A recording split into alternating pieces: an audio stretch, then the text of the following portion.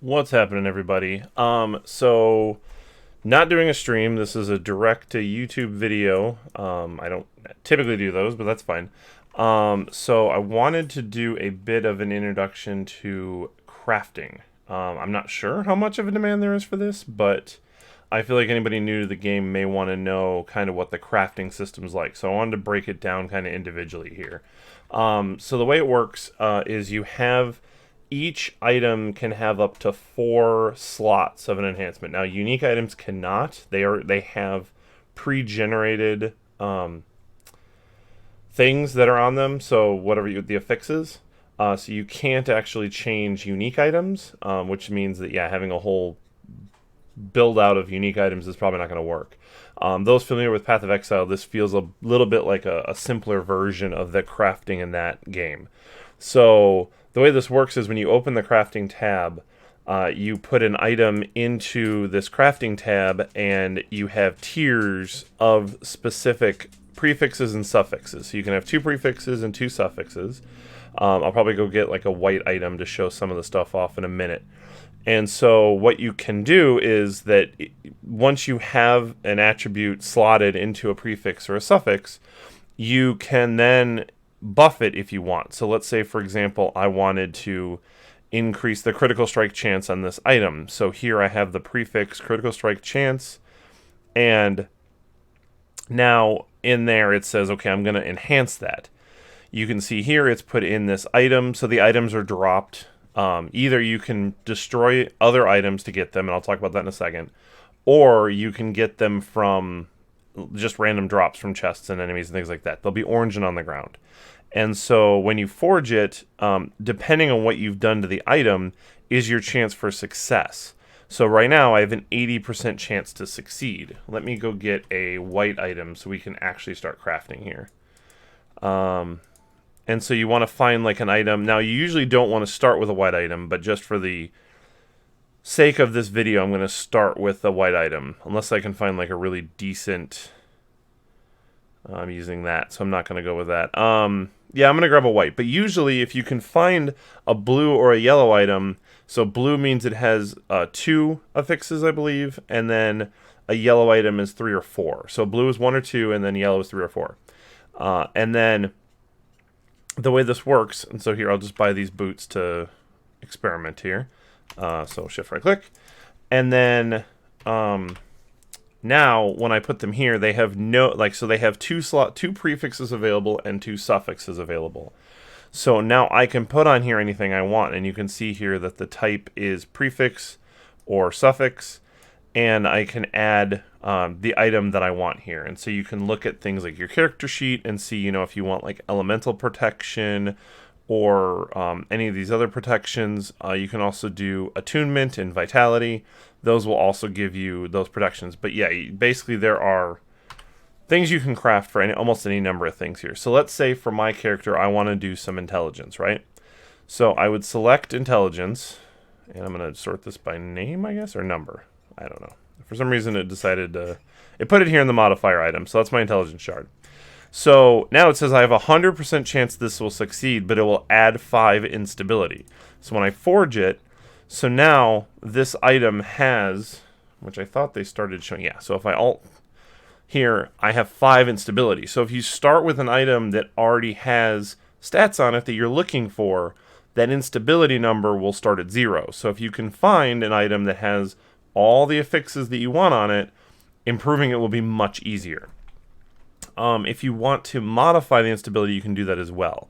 So let's say, for example, here now, if I want to add another intelligence rune to this, it says it's going to be a 90% chance for success, but a 10% chance for a minor fracture. Now, a minor fracture just means that you can no longer modify that item. You can still wear it, but you can't actually modify it. Yeah, there is a question mark. So, fracturing an item increases the likelihood of causing a fracture. Yeah, so minor fracture, the item is locked and no further changes can be made to it. Damaging fracture, all affixes are reduced by 1 to 5 tiers. If this creates an affix with a tier lower than 1, it's removed. Destructor fracture, all affixes are removed and the item is locked. So basically you just make a bad item. It just no longer works. Instability here represents the damage done to an item done by crafting. Instability affects the chance for an item to fracture. So if you can reduce it, this is a good thing too. And then, yeah, there's your shards, and yeah. So this is the basics of how you craft. You can just throw it on there. You have a % chance. You might fracture it. Adds instability. Fine. The things you can do. So you have these runes that you'll collect throughout the game, and the vendor will actually sell these for, I think it's like 1,000 a piece. I could go double check that, but it's kind of expensive when you start buying them constantly. But Rune of Shattering will then destroy an item and have a chance to give you the runes that are on it. So the higher level runes, the more of those runes you'll get. So if you break down something that has a tier 3 rune item in it, it may give you back 3 shards of that. But there's only a chance for that. And then you have the Rune of Refinement, so this would re-roll all the affixes on an item within their tiers, but it does add instability. So it's a kind of a way just to re-roll things, which, yeah, go out and try to find more, I would think. Rune of Removal will remove a random affix from an item, but it also adds instability. So if you have an item that's 3 out of 4 slots, and you want to remove the 4th one to try to put something better on it, you can try for this, but it's only a chance. And then you have Rune of Cleansing, removes all the fixes from the item and reduces instability between 5 and 15. So you could potentially, I guess, re-roll it or use a Rune of Removal, and then, well, I guess you wouldn't do both of those. But this is the Rune of Cleansing. And then here are one of my favorite is the Glyph of the Guardian, especially if you're doing low-level work. So this will completely mitigate a minor fracture, reduces a damaging fracture to a minor fracture, or a destructive fracture to a damaging fracture. This glyph is always expended when crafting. So it basically will make it so that you have a better chance of not breaking the item. So you can actually increase your chances for success. You'll still add the instability, but you can guarantee that it'll work. And then this one reduces the outcome of a craft, reducing the instability it adds by up to 60%. So in this case, if I put this here, so it may only add 2 instability now when I actually do that. So maybe if you're trying to craft a high-level item, starting with these while you have a high chance for success, so you have less instability, is not a bad idea.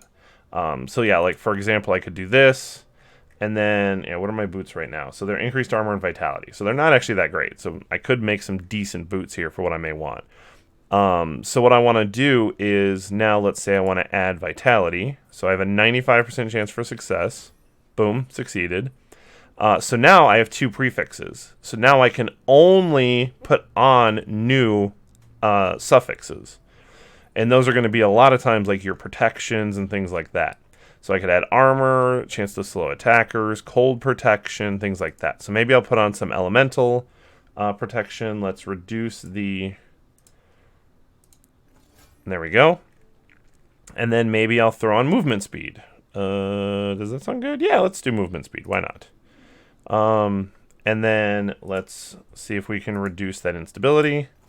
Boom. So now I have tier 1 of 4 different... affixes. So I have intelligence, vitality, elemental protection, and 7% increased movement speed. But let's say I want to try to add some more intelligence to this item. So now I have an 82% chance to succeed. I'm currently sitting at a 13 instability. So that is influencing the fact that I have an 18% chance for a minor fracture. So now I could use something like the Glyph of the Guardian. I will add instability, but I have a 100% chance for success. And this will give me a tier 2 in intelligence, which gives me 2 intelligence. So you can go up to 5 tiers. That's most you can do. But I could keep doing this if I wanted to keep, increasing the intelligence. And I have 4 intelligence. So, and I don't think I've done up to 4 and 5 yet on an item because I'm just too afraid to. No, I did do 5 at one time, but I don't remember what the stats ended up being.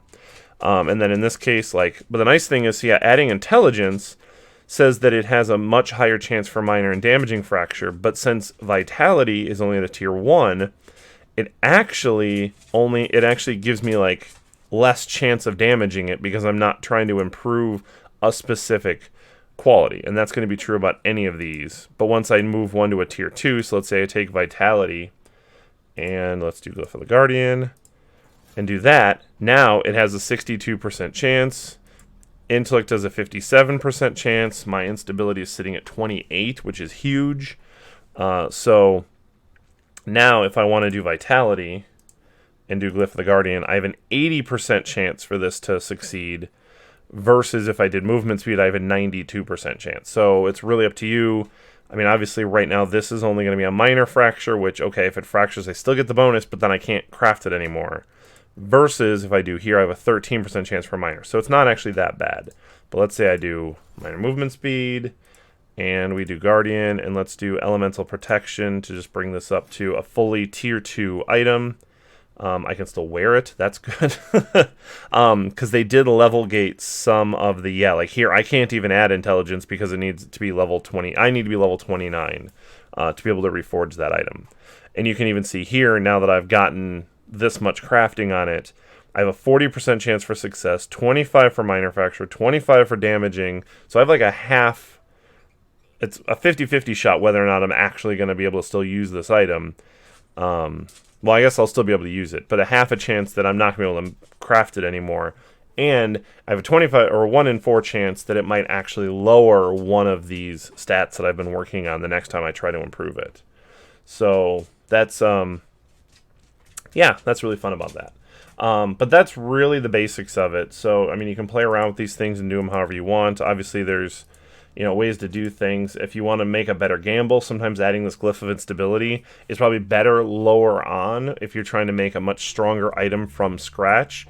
But finding an item that has at least one, as you get to like endgame, having one stat that you're actually looking for is a good idea. Just make sure that that is the stat that you're looking for. 1, 2 is better, 3 is obviously even better, and then 4 would be phenomenal. And then, yeah, kind of just try to plan out what stats you're looking for. So, for example, having protections is always a good idea. Elemental protection will give you to all 3 of these. These you would have to do individually through the runes. But Vitality actually does give you protection from Necrotic, Poison, and Void. So you could pump Vitality and Attunement and try to get some of these, and then maybe just occasionally, if you find an item that has Elemental or Void or Necrotic or Poison, you could use that, and that would be good too. So it all depends on your class. Obviously, every class can always use Elemental Protections. That's true about any action role-playing game.